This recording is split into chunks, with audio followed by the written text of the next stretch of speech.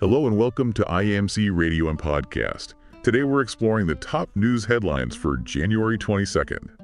Let's kick things off with some major developments in U.S. politics.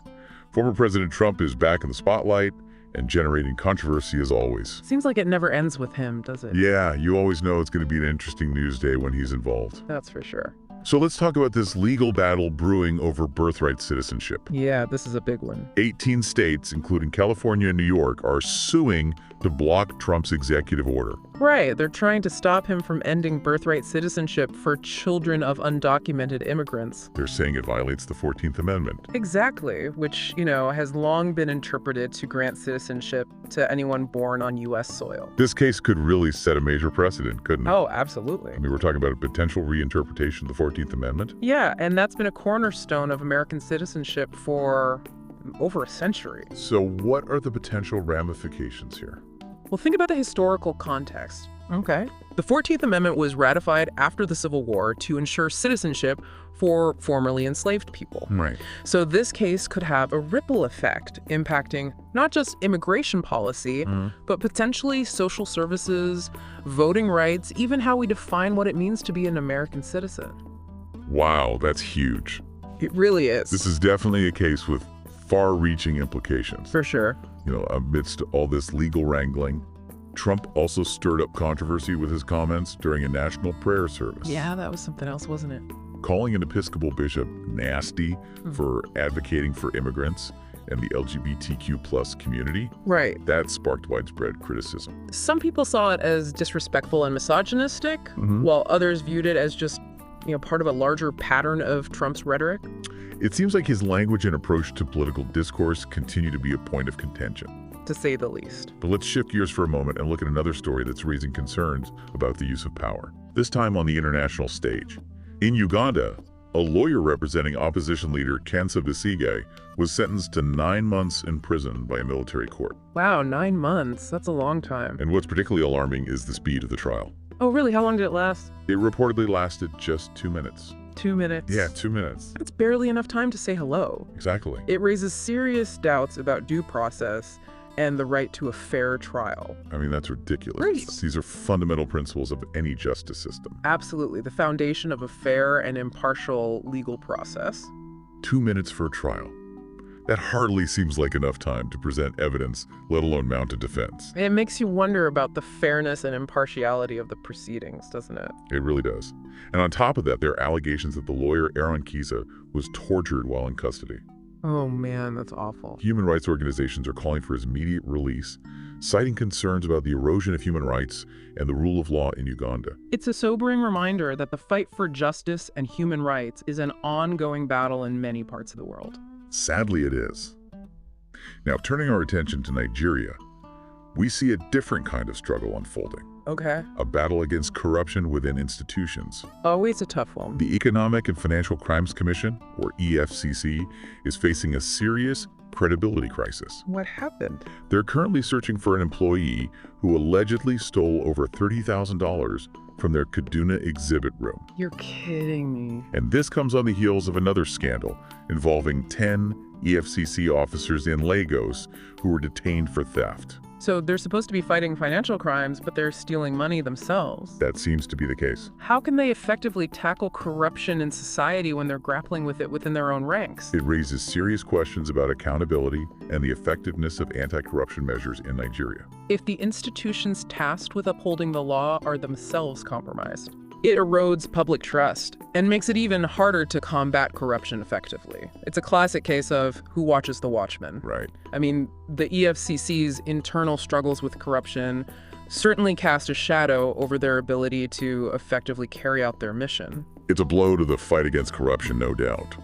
But corruption isn't the only issue making headlines in Nigeria. Oh, really? What else is going on? Food safety is also a major concern. Food safety? Yeah, and this latest incident is raising alarm bells. What happened? NAFDAC, the Nigerian Food and Drug Regulator. Okay. They recently sealed a warehouse in Kaduna that was storing a staggering amount of expired food and cosmetics. Wow.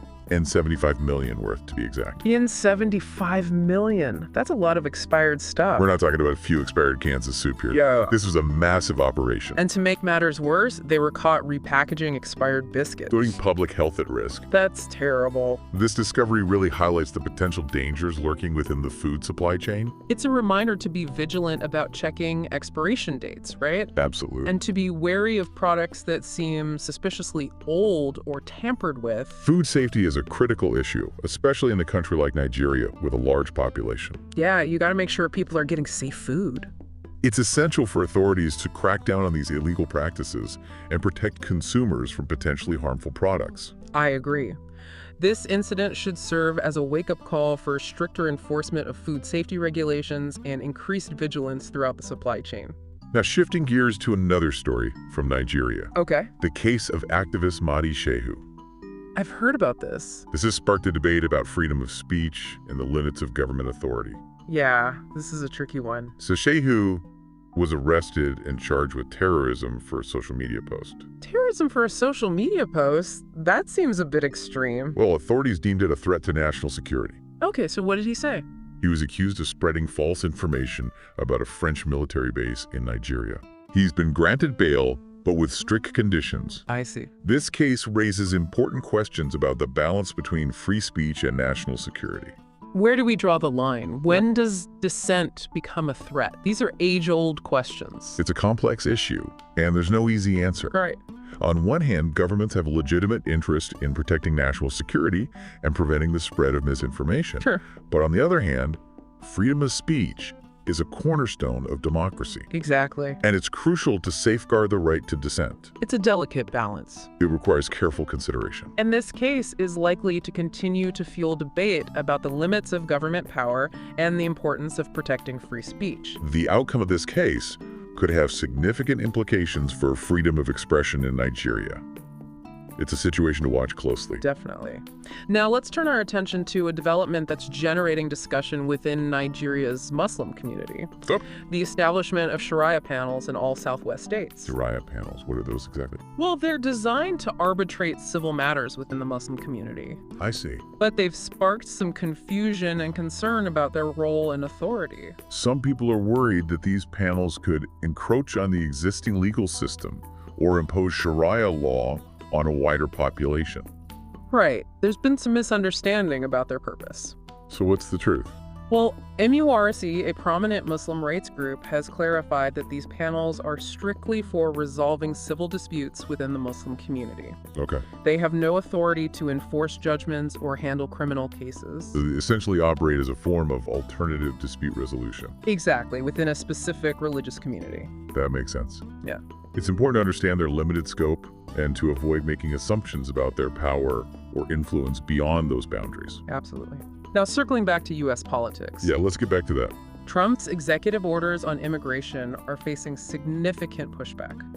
Particularly the one reversing protections for sensitive locations. What does that mean exactly? Well, this order effectively allows ICE agents to conduct raids in places like schools, hospitals, and places of worship. Wow, that's a big change. It's a dramatic shift from the Biden administration's policy, which designated these locations as protected areas. So under Biden, these places were off limits for ICE raids. Right. The Biden administration aimed to ensure that individuals, regardless of their immigration status, could access essential services without fear of apprehension. That makes sense. But Trump argues that these protections were allowing criminals to evade arrest. I see.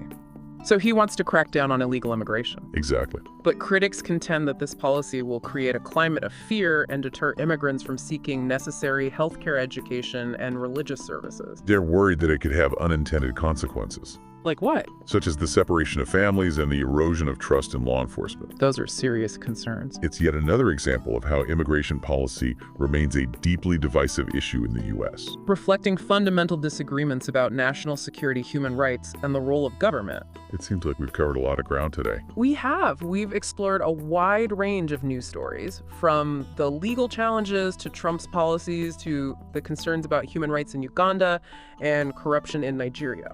It's clear that these are complex issues with far-reaching implications. And it's important to stay informed and engaged as these stories continue to unfold. This executive order seems like it's tapping into some deep anxieties about immigration and security. Yeah, for sure. What are the arguments on both sides? Well, the Department of Homeland Security is saying criminals were using these protected areas to avoid getting arrested. I see. They think enforcing immigration laws everywhere is important for keeping people safe and for national security. That makes sense. But what about the worries that this will actually make communities less safe?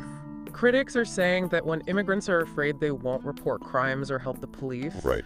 or even go to the doctor or school. They're afraid it could lead to more crime and less trust between immigrants and the police. Yeah, exactly. So it's like a balancing act, trying to keep people safe, but also protect vulnerable people and make sure they can get the services they need. Exactly. It's a tough one. And it reflects this bigger debate we're having about what it means to be American in a globalized world. How do we welcome immigrants, but also protect our borders and our citizens? Tough question. No easy answers. But we have to talk about it and think about everyone's point of view to find solutions that work for everyone. Absolutely. We can't just oversimplify things. We have to really understand how complicated immigration is and how it affects our society. I agree. Well, it feels like we've talked about a lot today, from birthright citizenship to corruption in Nigeria to human rights in Uganda. A lot going on in the world. So many complex issues that have big consequences. It's our job to stay informed, pay attention to what's happening, and be part of the conversation about the future we want. Thank you for listening to today's top news headlines on IAMC Radio and Podcast.